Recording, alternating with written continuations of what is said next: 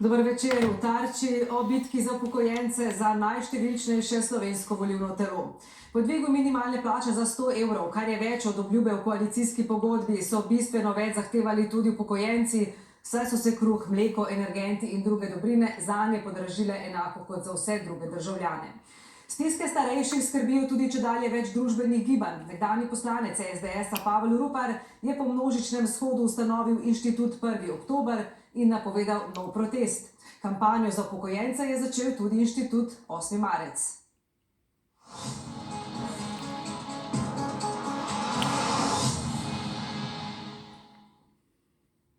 Družbena odgovornost ali zloraba upokojencev za politične cilje. Kako iskrena je skrb za izboljšanje položaja upokojencev, če je jasno, da so nekatere obljube o 250 evrov višjih pokojninah neuresničljive.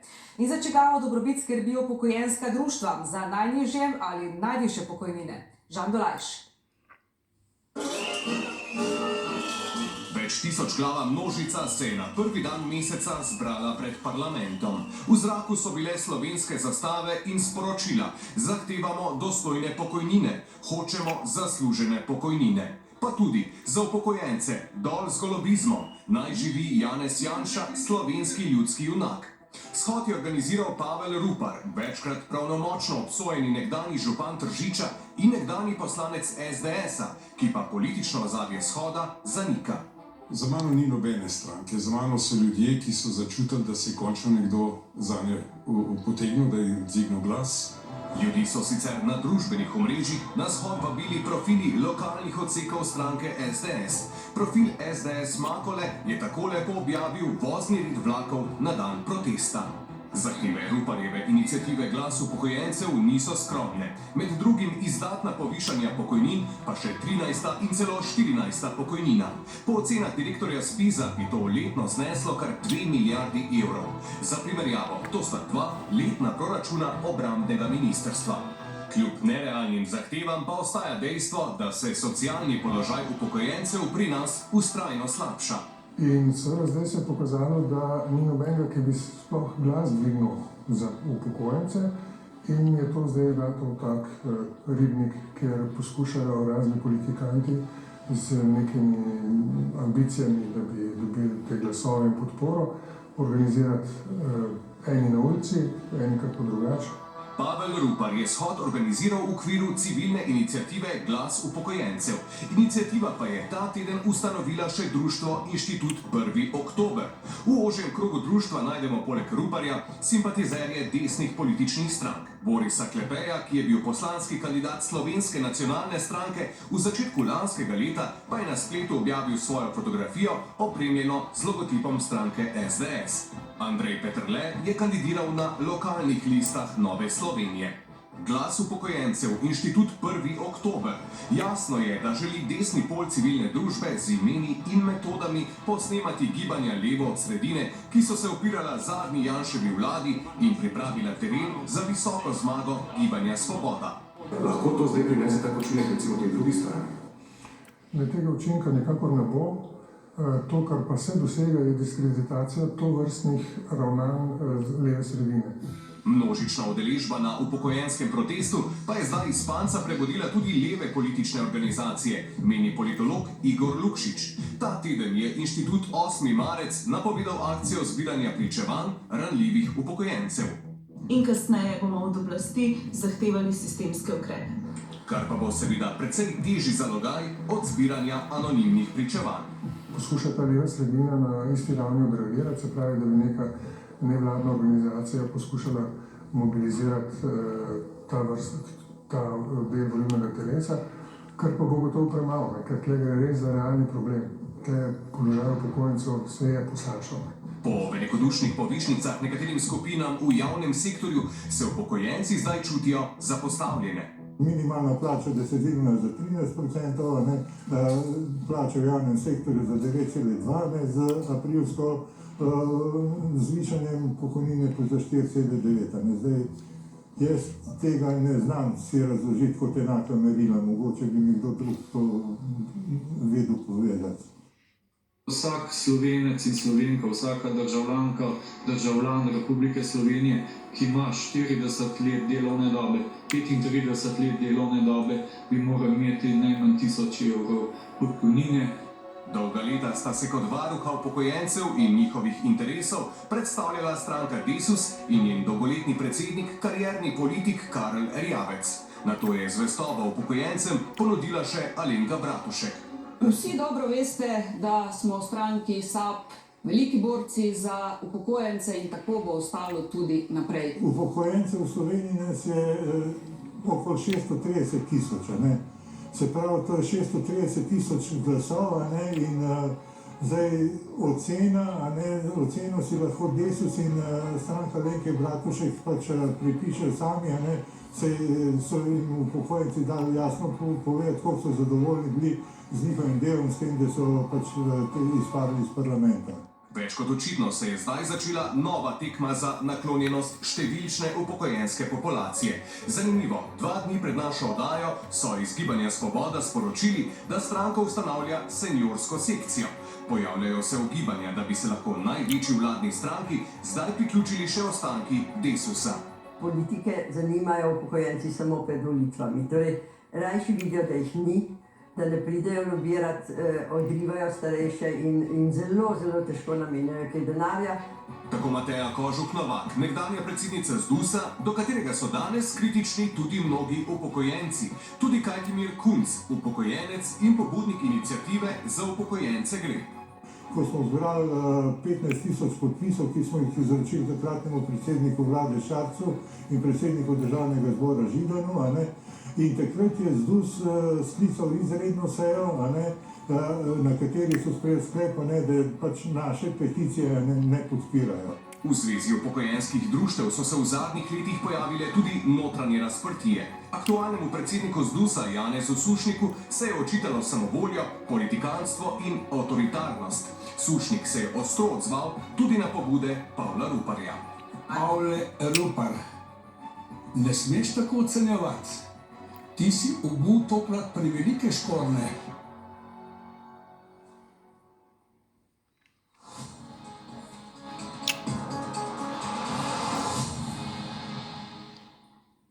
Gospod Sušnik, ali so civilne pobude, ki se v zadnjem času množijo glede upokojencev, odraz pasivnosti vašega društva, ali gre za populistične in pa morda še bolj politične akcije?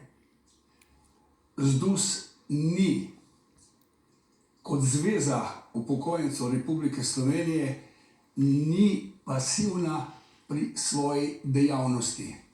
Mi smo v ZDUS-u ni samo gmotni položaj, o katerem danes govorimo. ZDUS ima toliko dejavnosti in se z upokojenci, to bom Pavletu Ruparju dal, da bo vedel, da se prične organizirana oblika že takrat, ko gre ljudje v penzijo in z različnimi programi jih držimo skupaj, pa nas je članov 180 tisoč. Ampak gospod Sušnik, če vas vpraša glede pokojnin, glede na to, kako je bila vlada velikodušna do plač v javnem sektorju, tudi minimalni plači, ali vi tukaj niste recimo videli morebiti nekega motiva, da bi pozvali ljudi na ulico, ali niste videli, da bi se pravzaprav to bil lahko način reševanja pokojnin? Mi smo v lanskem letu, to bo tudi direktor potrdil, ki je danes dobro tukaj z nami, čim je inflacija naraščala, mi smo takoj dali predlog, naj se izredno uskladijo pokojnine, pa nismo vedeli procenta. Kasneje je bil izračun 4,4, in smo rekli, čaka nas potem še redna uskladitev v februarju mesecu, tako da bi zapolnili inflacijo, ki je v lanskem letu 8,8. To je bistveno. Seveda so pa pokojnine tako, da so ene nizke, ene visoke in to je problem, da nekateri res težko živijo in pokojnine so vsa leta padala glede na bruto domači proizvod, glede na plačni sistem in tako naprej. In temu smo se mi vse skozi upirali in tudi predlagali, že v letu 2017 smo začeli z aktivnostmi, ki jih lahko tudi povem. Ampak kaj potem s temi akcijami, ki jih vidimo, civilne družbe? 8. marec, zbira, torej pričevanja, gospod Rupar je organiziral shod, napoveduje novega. Poslušajte, 8. marec. Če 8. marec ne ve, da imamo mi v naših portfeljih, imamo 270 tisoč anketnih list že izpolnjenih, ker naš program Starejši za starejše s 1500 prostovoljci je vsak dan na terenu. Kaj se bojo tle mešali zraven, pobrigajo ne se za mlado generacijo, tudi za starejšo. Jaz nič ne rečem, da starejši ne rabimo pomoči, pa dobrih nasvetov. Vendar, da nekdo se zdaj pojavi, da bo hodil okrog starejših, to je naše poslanstvo. Mi imamo svoj program, tako je naštelan in za božjo voljo, edini smo pa imamo mrežo po Sloveniji, da obvladujemo situacijo, kakršna je. Kaj pa protest? Glejte, protest ni sprejemljiv.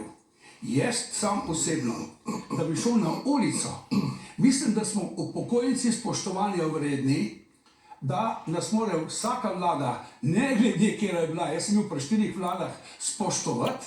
Pa vas spoštujejo, ste vi dosegli to tudi v preteklosti? Glejte, jaz sem skozi nekje na spolskih tleh, enkrat z desne, enkrat z leve strani, ker peljem sredinsko politiko. Ampak mislim, da smo vredni dostojnega življenja. Slovenija ni tako revna dežela, da ne bi tudi tiste talniske lahko spremljala z drugačnimi zadevami, ne pa s pokojninskami. Pokojnina, bo še enkrat povedal, je ekonomska kategorija in je odvisna od plačanih prispevkov. Gospod Rupar, protest ni spremljiv, ali obljubljate ljudem? Jaz sem in tudi dam prednost drugim, ker sem edini tukaj, ki je v smeri malo drugačnega razmišljanja kot pa ostali. In vas prosim, če jih lahko poslušam, pa bom pa ta zadnji odgovoril na vaše. Pa če vas jaz vprašam tukaj samo, kaj menite glede tega protesta in način pravzaprav, ali gre tukaj na nek način tudi za obljubljanje nečesa, Še zadnja stvar je, ki ostaja ljudem, da si izborijo poštene pokojnine. To je zadnja stvar. Ulica je njihovo zadnje orožje, pripeljala jih je tja iz obupa. To, kar se dogaja do zdaj, je pa posledica odpora teh ljudi in naveličenosti životarjenja. Gospod Rupar, 250 evrov Dajte druge više pokojnine. Dajte druge sprašvati, bom na koncu ta zadnji. Boste na koncu povedali. Ja, prosim. Pa se samo zanima me v bistvu... Prosim, dajte druge, no. Gospod Papež, prosim, če lahko poveste, 250 evrov vsakemu višja pokojnina. Kaj to finančno pomeni in kaj si mislite o teh civilnih pobudah? Glejte, ni realno. Tukaj bi zdaj pričakoval, ko smo pred reformo, da bi se pogovarjali vlada, delodajalci, sindikati, ne pa ulica. Ampak zdaj, gospod Papež, se upravičujem, če nimamo niti osnutka reforme, o čem bi se lahko pogovarjali? Ja, bi se lahko, ampak čim imamo potem take načine, se že težko pogovarjati, ker se je treba braniti. Danes je bila redna uskladitev 5,2%. Smo jo kar pozabili. Spravi, če pogledamo, ko se primerja javni sektor, ko je bilo omenjeno, pokojnine od leta 2020 so se dvignile za to redno uskladitvijo, tiste do 2010 več kot 22%. Tako da ni poštena primerjava. Izredno veliko je bilo narejeno za upokojence finančno od leta 2000 dalje. Bilo 4 solidarnostni dodatke, en je bil energetski. Tudi teh 4,5. Ne moramo reči, da Janševa vlada in tudi sedaj, da ne gledajo na upokojence. Drži, ampak mnogi pa zelo težko živijo, ne? In tako, težko pridejo plačati vse. Glejte, gmotni položaj upokojencev se v teh letih ni poslabšal. Zdaj, ker je visoka inflacija, tako da je potrebno razumno, ne pa populistično, tam smo videli 2 milijardi, glejte, mi lahko potem v parih letih zgubimo ta sistem, ki je zelo pomemben. Odgovorno je potrebno delati na tem sistemu in ne ljudi begati. Glejte, to so ljudje so zbegani. In kot je rečeno, pokojnina je odraz plačanih prispevkov in dolžine obdobja. V zadnjih letih je prišlo ogromno socialnih korektivov v to. In kaj me, pa še ta stavek bi povedal. Dolgo sem 35-36 let na zavodu se stroko ukvarjam, nisem politik, ampak zdaj, ko vidim, da se nekateri, ki od pokojninskega sistema ne vejo skoraj nič ali malo, bojo glavni kreatorji ali na ulici ali pa kje druge. Tako da je treba res dobro pristopiti, odgovorno, in tukaj je odgovornost celotnih držav, medijev, da nimamo teh populističnih zadev. Glejte, mi smo zdaj, vi ste prikazali, če tako pogledam, ta shod. kot da je reklama za ta shod. Ampak to je dejstvo, ne? Dejstvo je, ampak ga ni treba. Ljudje so bili na ulici, ne? Ja, bili so. In mi tukaj govorimo ravno o tem, kaj je tisto, kar je sprejemljivo, finančno in tako. Tako je, glejte, 2 milijardi ni sprejemljivo, milijarda ni sprejemljivo. Lahko mogoče je zdaj... Dajte besedo drugim, bom da danes vsem odgovoril. Gospodu ste bili zelo zgovorni, zato... Ja, danes sem malo bolj močeč, da mi dovolite, bom končal. Gospa Kovač, tudi za vas vprašanje. Oglasili ste se šele potem, ko je bil ta shod, torej gospoda Ruparja. Torej, ali ste na nek način se počutite, ali menite, da bi na nek način lahko desnica torej uporabila upokojence kot politično orožje, ste se zato torej odzvali, da bi na nek način se tukaj postavili tudi vi? Dober dan vsem skupaj. Prva stvar, ki bi rada rekla, je to, da v Inštitutu 8. marec v zadnjih 2 letih ogromno delamo z našimi prostovoljci in prostovoljkami, ki so stari nad 70, ki so v pokoju. In oni so postali nek sestaven del našega kolektiva in v enem trenutku so nam začeli množično pisati, da s svojimi pokojninami ne morejo preživeti, da ne morejo plačati položnic, da se odločajo dejansko med tem, a plačajo račune, ali plačajo v bistvu kakšen račun za hrano. In v Inštitutu 8. marec smo se zato odločili za to zbiranje pričevanj, zaradi tega, ker se nam zdi izjemno pomembno dobiti neko širšo sliko s terena. Ampak, gospod Kovač, opravičujem, zakaj pa ravno zdaj, ne takoj po tem shodu, ki ga je nekako pripravil gospod Rupar, ne pa toliko prej? Zakaj ste se prav zdaj to odločili? In po drugi strani še vprašanje, glede na to, da teh pričevanj je veliko, ne? Humanitarne organizacije praktično ves čas pripovedujejo o tem, poznamo razmere, vemo, kdo je najbolj v stiski. Zakaj niste raje se obrnili na vlado, da bi sprejela določene ukrepe, tudi, ne vem, izpolnila zaveze v koalicijski pogodbi, Levica zdaj vodi resor za delo in socialo? Torej, zakaj ravno zdaj? Zaradi tega, ker trenutno 70 tisoč upokojencev živi z manj kot 500 evri pokojnine na mesec, zaradi tega, ker je inflacija hrane 19%, ker so stroški ogromni in ker ljudje ne preživijo. V Inštitutu 8. marec se nam res ne gre za nabiranje političnih točk. Meni je grozljivo, da se tukaj zdaj že 20 minut z gospodi smo v opoziciji, ker drugmu govorijo, kdo se s čim lahko ukvarja in ne. Dejstvo je, da situacija je taka, da je treba nekaj narediti in zaradi tega smo se odločili to akcijo začeti zdaj. Je pa akcija sestavni del tega, kar počnemo ves čas, prizadevanja za neko širšo in solidarno družbo in v tem kontekstu nas ne zanima, ali je na oblasti Janša ali na oblasti Golob, a gospod Rupar organizira proteste, ne zanima nas pač neko prepucavanje gospodov v kravatah, zanima nas realno stanje upokojencev in upokojenk. In v zelo hitrem času bomo predlagali tudi sistemske ukrepe, vse pozvali, da te sistemske ukrepe podprejo. Do takrat pa mislim, da se moramo predvsem ukvarjati z dejanskim stanjem, z dejanskimi zgodbami ljudi z terena, ne pa s tem, komu ta tema pripada in komu ne. Če se vsi skupaj povežemo, se stvari lahko spremenijo in to se mi zdi vedno pomembno sporočilo. Gospod Rupar, mogoče zdaj kakšen odgovor? Še vedno ne, v redu, gospod Bandelli, pa vprašanje za vas. Vi ste odšli iz v bistvu Svobode, tudi zato, ker menite, da ni dovolj bilo narejeno za upokojence, zdaj ste v Desusu, danes pa slišimo, da se Desus ponovno povezuje s Svobodo, torej odhajate nazaj v Svobodo. Hvala za to vprašanje. Ne, ni tako, kot pravite, absolutno ne. Kar se tiče Desusa, danes zjutraj je bil izvršni odbor in smo praktično sprejeli sklep, bi se zahvalili za vabilo gospodu Golobu, ampak nas ne zanima sodelovati v stranki, kjer pomeni, enkrat, ko prideš noter v to stranko, te ni več. Se pravi, tudi zdaj, v tem trenutku, ni zastopen interes upokojencev v vladi, niti v parlamentu in to je velika žalost.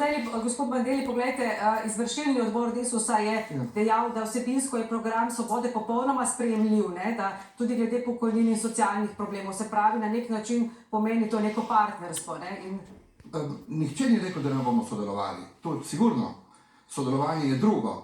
Pripojitev pa stranke in uničiti stranko v takem sistemu, pa to ne gre. Smo probali prej, smo videli, kaj se je zgodilo s prejšnjo stranko, ne obstaja več. Ni več sogovornika, ni sogovornika za upokojence in upamo, in zato smo želeli, da v novi stranki, mi smo te stranke, ki jo zdaj renoviramo, ki jo postavljamo ponovno na noge, to se ne bo zgodilo. In sem prepričan, da to se ne bo zgodilo. Kako gledate na te civilne pobude, ki se pojavljajo zdaj, ko je seveda na nek način SAB ni več, tudi Desus ni v parlamentu? Glejte, mi imamo zelo konkretne predloge, 25. marca bo tudi kongres, programski kongres, pa bomo tudi zapolnili določene funkcije, ki niso tukaj.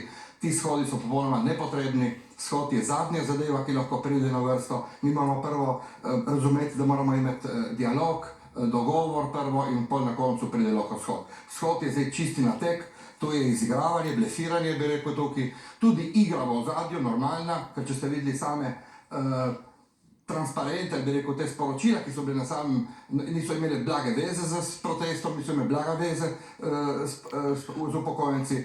Oni so pač, upokojenci je ranljiva skupina in verjame marsikomu. Ampak morajo razumeti, da edini reprezentativni organ, ki je bil, ki je vedno predstavljal upokojenca v parlamentu, je bil Desus. In jaz upam, da to tudi spet postal tak in v naslednji garnituri bo tudi spet. To je sodelovanju za svobodo tudi. Ja, gospod Rupar, mogoče zdaj? No, zdaj pa se vam zahvaljujem za to priložnost, da sem lahko zadnji. Imamo še drugače, bo še oddaja rekla, ampak kar povej. Dobro sem poslušal vse sogovornike, gospodično, lepo pozdravljam. Prva stvar, ki je, vaš uvod je bil naperjen zoper enega posameznika, ki se piše Pavel Rupar. Mi smo samo pokazali, oprostite, nisem jaz tukaj zaradi Pavla Ruparja, jaz sem tukaj zaradi nizkih pokojnin. Pokazali bi prispevke ubogih upokojencev, kako živijo, pa slike tistih, ki imajo tiste res minimalne plače in se ne ukvarjate s Pavlom Ruparjem. Ne ukvarjate se vi in ne bodite z enim težkim bremenom, da sem kakšna stranka ali kakorkoli drugega. Shod se je odvil spontano, shod se je naredil za voljo slabega življenja upokojencev, ki ste ga vsi vi, vsi ste jih pozabili, vsi ste jih zanemarili. Ampak tudi že prej, gospod Rupar, moramo biti pošteni, te pokojnine so dolgo še tako, še iz Jugoslavije imamo ta sistem, ki še vedno laufa, še zmeraj je isti sistem, niste ga popravili v 30 letih nič, tudi jaz nisem na tem delu, ker nisem bil za to poklican. In veste, vse skupaj, jaz ne vem, a ste vi kompetentni sogovorniki? Jaz bom sam to vprašal, kaj bo ta oddaja dosti naredila? Ali bomo dali ljudem zdaj večje pokojnine po tej oddaji, pa po teh izjavah, ki so gospodje tukaj izvedli? Bom šel kar po vrst. Ja, 250 € jesenka je.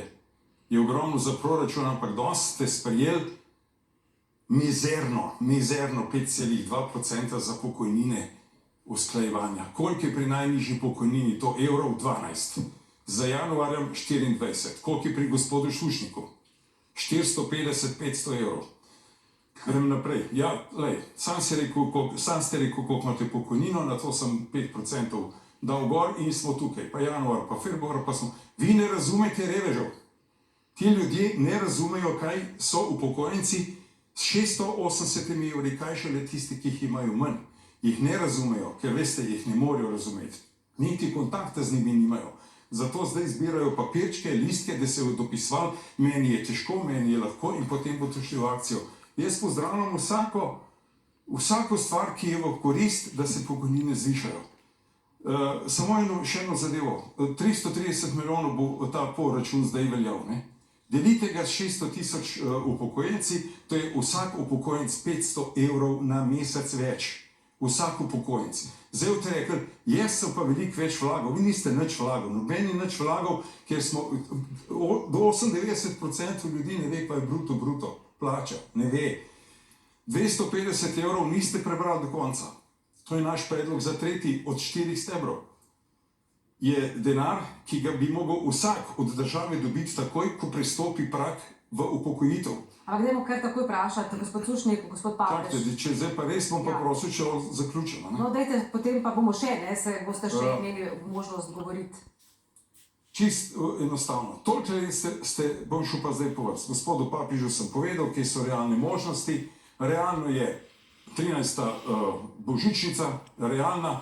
Če gledamo stanje financ v državi, BDP, ki bo zrastel menda, če gledamo stabilnost financ, potem je to Enako kot Liechtenstein. Poglejte si na internet, pa Dobro, pa vidite, kaj vprašam, ne samo papež, še, dovolite še 250 malo. evrov vsakemu upokojencu. Samo 2 minutki še. Ne, Samo gospod Rupar, z veliko ste govorili, zdaj morajo odgovoriti, potem pa dobite nazaj besedo. Ne boste mi koncept zafrknili in lepo vas Gospod Papež, da lahko prosim. No, potem gospod Rupar, zaključite. Gospod Sušnik, toliko let ste predsednik ZDUS-a. Kaj ste naredili v vseh teh letih za tiste pokojnine pod 680 evri? Nič. Če bi karkoli naredil, da bi se vsaj ta razlika od vaše pokojnine do teh najnižjih znižala, potem ulice ne bi bilo. Nobene stranke, še enkrat, nobene politike. Bežite proč od nas. Pejte proč od nas. Mi se, pa res se bomo skrbeli in edino prizadeva za to, da se te pokojnine dvignejo, zato smo šli na izhodišče 750. Najprej, gospod Sušnik. Gospodu Mandeliju še.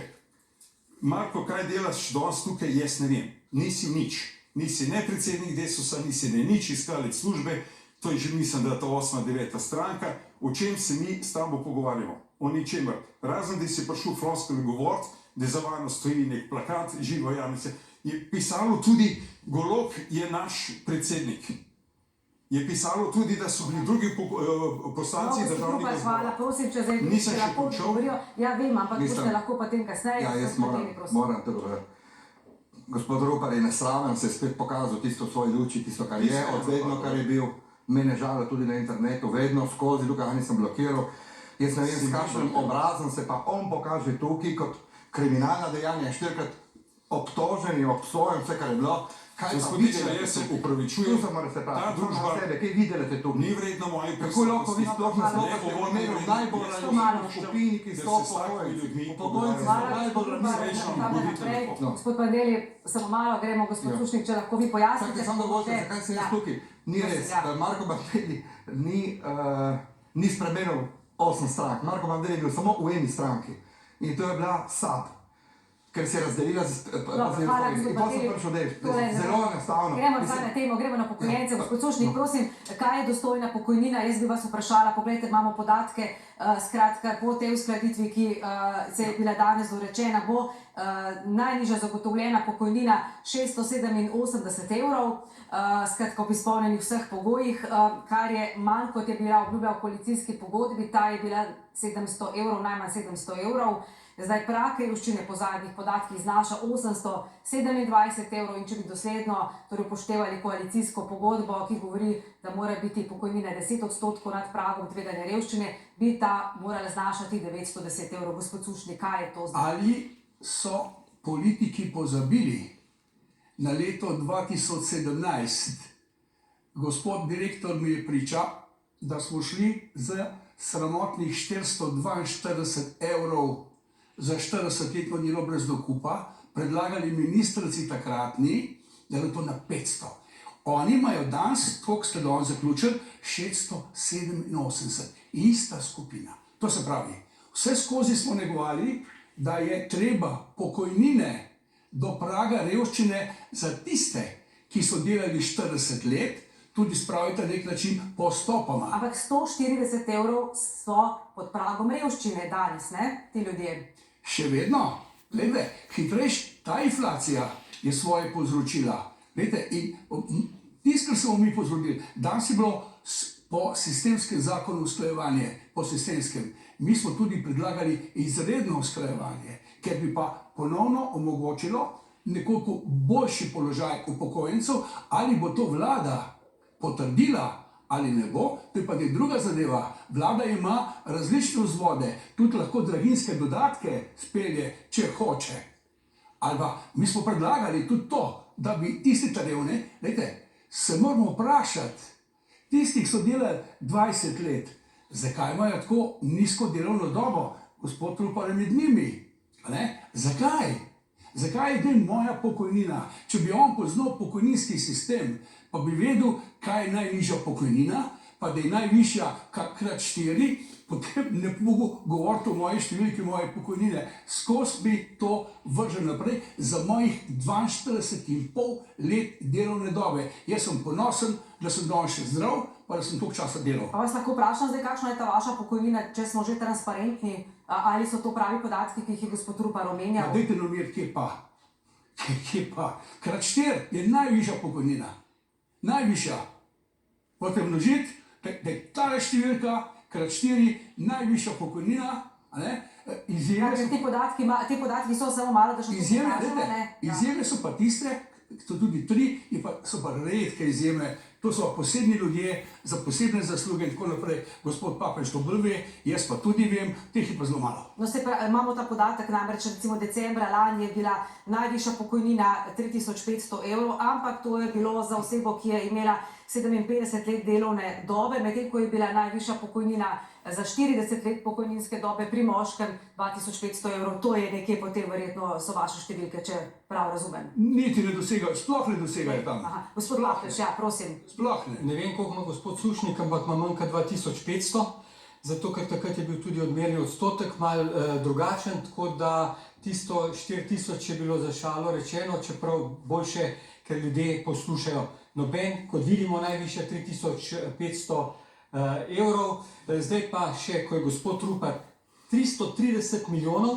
bi vsak dobil 500 evrov, kaj je rekel mesečno. V enem mesecu bi bilo teh za celo leto porabljeno. In besede za 5,2 odstotka, ki je najvišji uskladitev po letu 2008, je težko potem to poslušati. In veliko je bilo za pokojnine, najnižje pokojnine narejeno v zadnjih 3 letih in kot je gospod Sušnik rekel, zagotovljena pokojnina je bila, kar se je on prizadeval na ministrstvu in je rekel 500. Bili so predlogi 480, pa je bilo 500. Bil sem zdraven in takrat se je začel dejansko za zagotovljeno pokojnino, zdaj je bilo in veste, če smo nekomu, ki je imel najnižjo pokojnino 229, pa je dobil potem 50 evrov več, to ni zanemarljivo. Ne moramo pa zdaj iz sistema, ko je nekdo delal 15 let, plačeval najnižje prispevke, imel minimalno plačo, pričakovati, ko bo šel v penzijo, se pravi, ko se bo upokojil, da bo imel večjo pokojnino za 15 let dela, kot je pa bil minimalna plača. Gospod Sušnik, bomo zdaj tudi videli vse te številke, ki ste jih vi tudi zdaj že omenili. Rad bi še nekaj pojasnil. Ja, samo malo, gospod Sušnik, da najprej tole pogledamo. Vsi že namreč nestrpno pričakujemo pokojninsko reformo, o kateri se ne ve še prav nič. Sistem bi morali urediti pravičneje, predvsem pa tako, da bodo pokojnine za polno pokojninsko dobo ljudem omogočile preživetje. Mateja Cankar. To so le 4 obrazi upokojencev, ki jih najdemo v množici starejših z nizkimi pokojninami. Čeprav so oddelali večinski del svojega aktivnega dela življenja, nekateri tudi celotno zahtevano dobo, si delijo isto realnost. Danes jim pokojnina ne zadostuje niti za plačilo bivanja v domu upokojencev. Tu pa so še drugi stroški. Sem delal od 30 let. Pokojnina imam pa 709 evrov, pa 62 evrov imam invalidnine, tako da imam prihodkov 772 evrov, od tega mi trgajo dodatno zavarovanje 35 evrov, skoraj 36 in dobivajo ven 736 evrov. Za dom sem dal pa ta mesec 807 evrov, ker sem prodal hišo in imam prihranke od hiše. Nisem imela kam se šla v dom, a tukaj je pa premajhna penzija moja. Nobenega ne on, da bi meni plačeval, ne. In ker sem imela vse, sem dala nekaj prehranka, sem imela 562, pa v trga ide pa 528.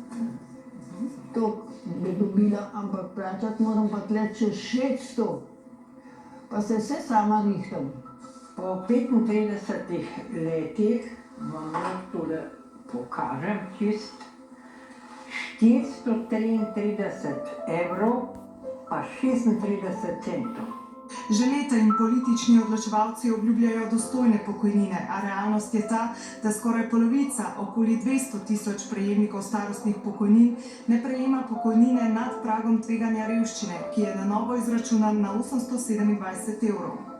Sam predlogi so. Predlogi, dajte, tole vam bomo dali, tole bomo dali, tole bomo dali. Na koncu pa to totalna nula, utopija. Oni dajo mogoče 5%, ker se pozna tistem, kateri je direktor ali kjer je šolan, ali je revežu se ne pozna nič. To bi morali spremeniti. Revež ostane zmeraj revež. Zadnja leta pokojnine izgubljajo vrednost glede na povprečno plačo. Upokojenci so razumljivo nezadovoljni tudi zaradi velikodušnosti vlade do plač javnih uslužbencev. Mnoge bolijo tudi krivice zaradi veliko slabših pogojev upokojevanja v preteklih letih, pokojninski sistem pa je poln izjem. Se delijo pokojnine po različnih zaslugah, kriterijih in ko imamo na oblasti recimo bolj levo opcijo, delijo potem izjemne pokojnine kulturnikom, desna opcija je recimo bolj naklonjena kmetom, oboji skupaj bi delili izjemne pokojnine športnikom, še vedno imamo nekaj tisoč pokojnin iz NOB, čeprav je že 80 let od konca druge svetovne vojne in na ta način postopoma razgradiš sistem. In vse te različne, izjemne, privilegirane pokojnine bi morali izločiti iz pokojninske blagajne. In kje je pokojninska reforma, ki naj bi bila pripravljena v naslednjih 4 mesecih? Pristojni minister Luka Mesec je do zdaj v javnosti razkrival zgolj delčke svojih usmeritev.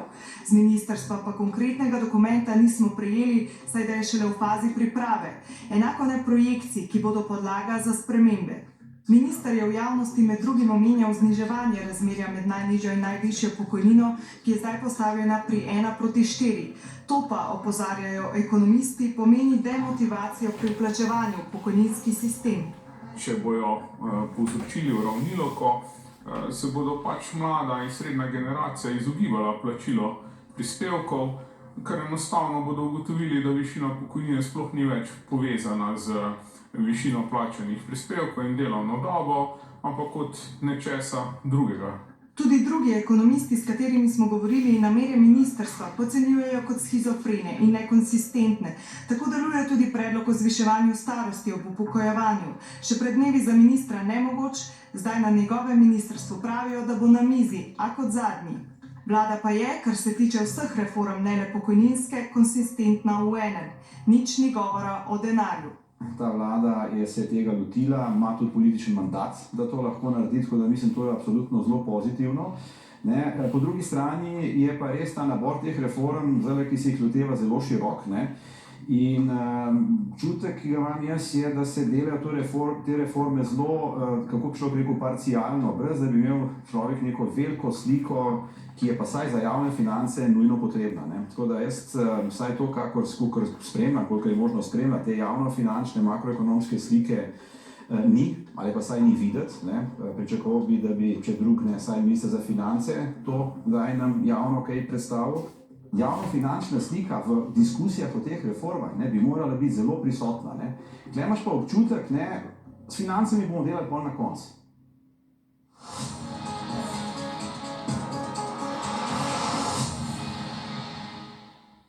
Pa gremo najprej v Varšavo. Gospa Kovač, ali bi se morale razlike med pokojninami zmanjševati? Namreč nič še ni jasno, kakšna bo ta pokojninska reforma. Minister nocoj ni utegnil priti v oddajo, je pa že pred časom dejal, da ne verjamemo, nekako tako je dejal, da so neenakosti v dohodkih svete in jih je treba ponavljati tudi v starosti. Torej, ali vi menite enako, da bi se te razlike morale zmanjševati? Ja, jaz bom še malo dodatnega povedala, ker v tej oddaji zelo težko pridem do besede. Rada bi rekla to, da kar smo gledali v zadnjih 40 minutah je izjemno žalostno in je simptomatičen prikaz tega, kaj so politike v Sloveniji zadnjih 20 let. Politike, ki poglabljajo neenakosti in politike, kjer se skupina 4 gospodov prepira, kdo komu kaj pripada. Bivši poslanec SDS naredi šov, ki mu je dovoljen na nacionalki in odide iz studia, hkrati pa nihče iz vlade niti ne pokaže toliko spoštovanja do upokojencev, da pride v studio. Moja pozicija in pozicija inštituta 8. marec je zelo jasna. Penzije se morajo absolutno dvigati, tako da minimalna penzija bo nad absolutno revščino, torej da bo dvignjena, potrebni so dodatki za upokojence in potrebno je tudi ugotoviti zaradi porasta inflacije še za dodatno usklajevanje. Druga stvar je pa ta, da je za to treba najti nekje denar. Iz proračuna gre že okoli 2 milijard za pač same pokojnine. In kaj mi vidimo kot rešitev? Politika razlike so pripeljale do tega, da ima v Sloveniji 5% najbogatejšega prebivalstva več kot 50% vsega premoženja, 5% najrevnejših pa samo 5% premoženja. Treba je dvigati davek na premoženje, zmanjšati razlike v neenakostih in še ena opcija je, kjer me zelo zanima, če bo bivši poslanec SDS-a stopil zraven, je ukinitev dopolnilnega zdravstvenega zavarovanja. Dopolnilno zdravstveno zavarovanje... Hvala, gospod Kovač, gremo Ne, rada bi samo to povedala, ni druga tema. Upokojence to stane 35 evrov na mesec. To je za velik del upokojencev v letnem seštevku več kot ena njihova pokojnina. To bi bil lahko ukrep, ki bi jim pomagal takoj in denar ne bi šel v zasebne zavarovalnice. Rešitve so, do njih pa ne pride, zaradi tega, ker skupina gospodov v oblekah stvari dela na ta način, da se ne medgeneracijsko povezuje, da ne išče rešitev in da se ne odreče svojim privilegijem. Gospod Papež. Gospa rekla, da prej kravate, zdaj obleke, ampak morda dobro, da sem tukaj, da povem, nikoli ni šlo iz državnega proračuna 2 milijardi za pokojnine. Pravi, tukaj dajte si malo pogledati številke in tukaj zavoda ugotavljamo, da prevečkrat se kar neki počez govori, največ je šlo v letu 2014 milijardo pa pol, lani je šlo... Eno minuto sem imel. Lani je šlo milijardo 200, za dodatno obveznost 800 milijonov. Tako da ne počes in kaj se v 40 letih dogaja, jaz sem 36 let na zavodu in poznam pokojninski sistem, pa nam rekel v obisti vse, tukaj pa se govori kar počes, kaj se je dogajalo ali ni se dogajalo. Tako da ni korektno na ta način. Hvala za besedo. Končno tukaj imajo skozi debato z DUS-om. Jaz mislim, da tukaj je bolj pomembno tudi, da vidimo mi, kaj bomo napravili in kaj mislimo za s tem. Prva stvar, kot to, moramo mi končati obravnavati upokojenca kot socialni problem. Upokojenec ni noben socialni problem. Upokojenec je ustavno zaslužena ekonomska pravica, njegova pokojnina. In tu vemo, kaj je. In v tem trenutku, z inflacijo, ki je bila 10%, je treba to zadevo popraviti. In tu mora biti jasna zadeva. Tistih 5,2%, danes smo popravili samo polovico. Ne bo jasno, kaj to pomeni. Denar je manj vreden. 800 evrov penzije, ki je dobil, lani je letos vredno 720 evrov. S 5%, ki so popravili, pomeni, smo popravili komi 40 evrov. Kje so še ostali 40 evrov za isti nakup od upokojencev? Pa moramo videti še nekaj. Inflacija je bila 10 in toliko, realna, kar je 8,8, ampak to ni res. Tu gleda noter vse nakupe in vse nabave, kar je. V resnici moramo pogledati mi hrano. Hrana je šla 14 do 18% gor. In tu je tisto, kar upokojenca radi potrebuje in da mu pomagamo. In pokojnino v tem trenutku je treba popraviti. Izredna uskladitev mora biti napravljena, obvezno mora biti napravljena. Tu mi zahtevamo in želimo, da bo to poslušano. Kar se tiče, se strinjam z gospo Kovačevo, kar je tudi govorila, to je pač nalogo, ki je dobila od Levice po moje, to je, da naredijo te ankete, ampak tudi v redu, tudi to je vse v redu. Na kakšen način bodo tu izkoristili te ankete, ne vem, upam, da je samo dobro, jaz vem, da spoštujem vse njihove iniciative in verjamem, da bo tu šlo v dobro smer. Žal, mi je zelo žal, da nas ni tukaj nobenega od vlade, se pravi od ministrstva pa državnega sekretarja, ker bi bil sogovornik, da bi povedal. Ministra pa... Ja, ampak vam povem, zakaj ni nobenega tukaj. Ni nobenega tukaj, ker nimajo še nič pripravljenega. Popolnoma nič pripravljenega. Moram povedati po pravici, da so nam ponujali državnega sekretarja, mi smo postrali, da se mora oddaj udeležiti minister. Kar povejte naprej, ja. Ja, no, mislim, jaz sem prepričan, da oni nimajo še nič konkretnega pripravljenega v tem smislu, tako da mislim, zato ga tudi tukaj ni. V glavnem, moramo začeti razumeti, da ta, kar se dogajalo zdaj, je izredna zadeva, inflacija 10% ni bila vsako leto, je prvič, ki se je to zgodilo, kljub vsemu in tukaj moramo mi nastopiti enotno in popraviti ta znesek pokojnin. Svet zavoda je danes obravnaval tudi po redni uskladitvi, naslednja točka, ZDUS in Sindikat upokojencev Slovenije predlagal izredno uskladitev. Zavod mora do 27. pripraviti podatke in bo svet zavoda obravnaval. To, da ni. In tudi svet zavoda je o izredni uskladitvi odločal že 27. in dal predlog tudi vladi. Da vlada nima nič ali ministrstvo glede reforme, ne drži. Kaj pa je potem? Zdaj pa nekaj.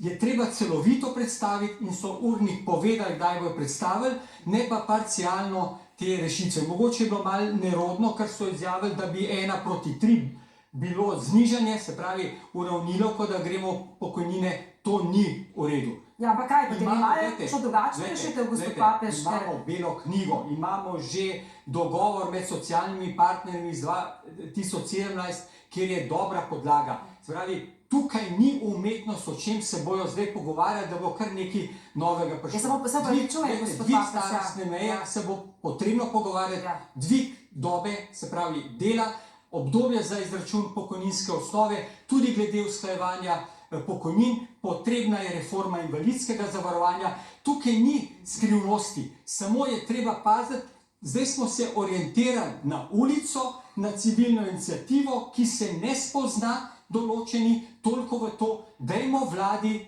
to priložnost, da pripravi in v bistvu predoči. Zakaj bi begali ljudi? Reforme pred 2025 ne bo, zdaj se pa ljudje, ko sledijo, nas poslušajo, že mislijo, ja, zdaj bo pa že jutri reforma. Če sem pa že tukaj, bom pa še eno lep trenutek izkoristil. Upam, da bomo pametno delovali, da bo vzdržen sistem, pa da vnukica moja, ki se je danes zjutraj rodila, da bo tudi dejansko čez toliko in toliko let, se pravi vnukica pika, da vsaj to izkoristim. Gospod Papež, jaz bi še posebno še nekaj vprašala. Poglejte, vi ste zdaj povedali neko vizijo, ampak tukaj pa vendarle iz ust ministra prihajajo nekakšne drugačne ideje, ne? Torej o zmanjševanju teh razlik pri pokojnini, pri starosti, se pravi, en dan je tako, drugi dan drugače. Ali minister ima to isto vizijo kot vi? Jaz se ne strinjam, da bi se uvedla uravnilovka. To sem tudi že več let govoril, ker so bili taki predlogi, da bomo rušili sistem. Socialnih korektivov smo uvedli v sistem že veliko. Pred 20 leti se je šlo v čiščenje pokojninske blagajne, zdaj gremo to nasprotno. Se strinjam, je potrebno zagotoviti tisti, ki imajo nizke pokojnine, ampak ne vse v pokojninskem sistemu, ampak v sistemu socialnih varstvenih prejemkov, ker ljudje s tako nizkimi prejemki ne morejo živeti. Ampak ne smemo prinesti v pokojninski, ker na koncu se bo pa res zgodilo, kot je gospa Kovač rekla, da bo 2 milijardi potrebno iz sistema in kot je bilo tudi, kot je gospod Lahovnik rekel, ljudje potem ne bojo želeli vplačevati, če bojo dejansko dobili vsi enako. Saj tukaj imamo tudi podatek, recimo, da kako je bilo z najvišjim plačanim prispevkom, recimo konec lanskega leta, nekdo je plačal 20.640 evrov mesečno, najnižji prispevek pa je bil 288 evrov. Gospod Sušnik, ali bi potem morali uvesti socialno kapico, če bi šli v to smer, da bi se zmanjševale razlike pri pokojninah? Glejte, mi imamo na poziv ministra za delo v ponedeljek razširjen sestanek v ZDUS-u, ker pripravljamo za pokojninsko reformo naše poglede, ZDUS-ove. Tam je več poklicanih, tudi sindikati in tako naprej, nekdo še vse, in tam bomo predstavili naše mnenje. Kakšno to bo mnenje, če lahko rečemo? Ja, kaj boste predstavili? Ja, vse tiste zadeve, o katerih danes govorimo, da ima ta, bi rekel, pokojninska blagajna razne stvari, take upravičence pa drugačne, ki so vplačevali, ki niso vplačevali, ki so premalo vplačevali pa tako naprej. To se mora enkrat narediti nek red, da se bo vedeli. Jaz še enkrat bom ponovil. Pokojnina je ekonomska kategorija, ki jo je treba spoštovati glede na plačane prispevke, druga stvar je pa sociala. Našim ljudem, tisti, ki pa živijo težko, je pa treba socialno linijo odpreti, da imajo pravico do dodatnih sredstev, da se jo lahko preživljali, da bi lahko plačali tudi domove in tako naprej. To je pa občina in država, pa še kdo tudi poklicani, če nimajo svojega premoženja. Ampak žalostno pa je, da so to ljudje, ki imajo tudi 40 let pokojninske dobe, ne? Pa jim je potrebno pomagati socialno pomočjo za to, da lahko preživijo. Danes imajo enova številka za tiste za 40 let, ne? Danes so sklejena. Dajte, če je še premalo, če en sam živi tudi izpod, jaz na pamet govorim, izpod 800 evrov težko živi. Ali pa 850. To je težko oceniti, kje še živi, ali je to v mestu, v stolpnici, ali je to na podeželju, ker lahko še malo pokrempa, pa kakšno stvar proda oziroma predela. Dobro, bomo tukaj naredili predah, pa smo kmalu nazaj, torej ostanite z nami.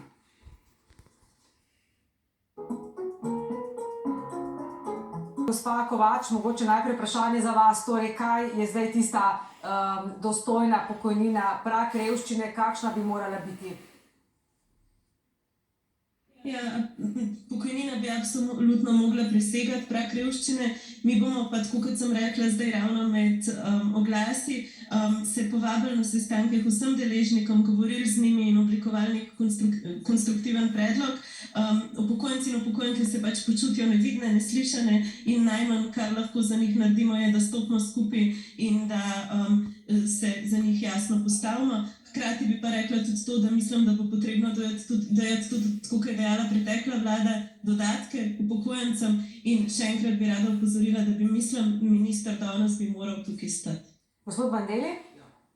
Mi v Desusu smo prepričani samo v eno stvar, gospodarstvo je tukaj najbolj pomembno. Če bomo imeli dobro, močno gospodarstvo, bojo tudi plače više. Više bojo plače, bo večji prispevki. Se pravi, tisto, kar je rekel direktor Papež, da ne mislimo, da bo 2 milijardi enkrat. Jaz upam, da bo 2 milijardi. Se pravi, če bo 2 milijardi, bo več prispevkov, no to je bil pokojnine dosti više. Ampak tu bomo dosegli samo s tem, če bomo dosegli više plače in pospešili in imeli močno gospodarstvo v naši državi. In to je tudi naša misija, to je naše poslanstvo Desusa. Tu bo nov program, ki ga bomo tudi predstavili, reorganizacija samega Desusa in vem, da bomo veliki akteri in bomo z veseljem sodelovali, bodi se z enem, z drugim, pa upam, da bo tudi minister s poklicu, ker imamo res dobre osnovne zasnove. Hvala. Gospod Sušnik, torej pokojninska reforma, ali je torej neizogiben dvig starosti, starostne meje, dvig pokojninske dobe, tudi dvig osnove, ne glede na to, kaj minister pravi?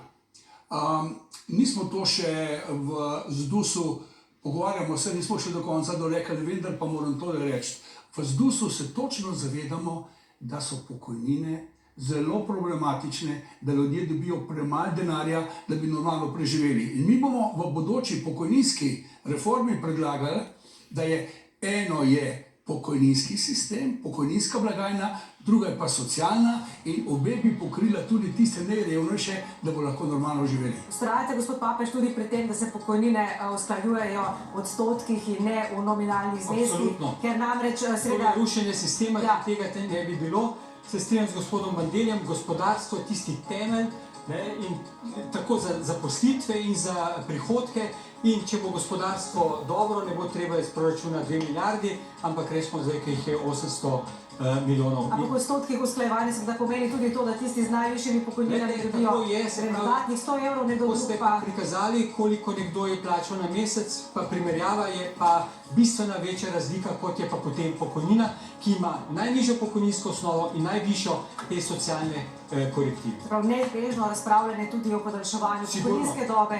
Ne bom napovedal, kaj bo potem, ampak razprava pa mora potekati, ne moramo sedeti glavo v pesek. Se minister s tem strinja, se vlada s tem strinja, kakšni so vaši? Nismo se o tem pogovarjali, ampak mislim, da vlada oziroma ministrstvo, da ne bi s tem predlogom prišlo, bi bilo čudno, se pravi, je potrebno o tem razpravljati. Najlepša hvala vsem skupaj nocoj za pojasnila v naši tarči. In tudi hvala vam, ker ste nas spremljali. Vidimo se spet prihodnji četrtek ob 20. uri. Nasvidenje in srečno!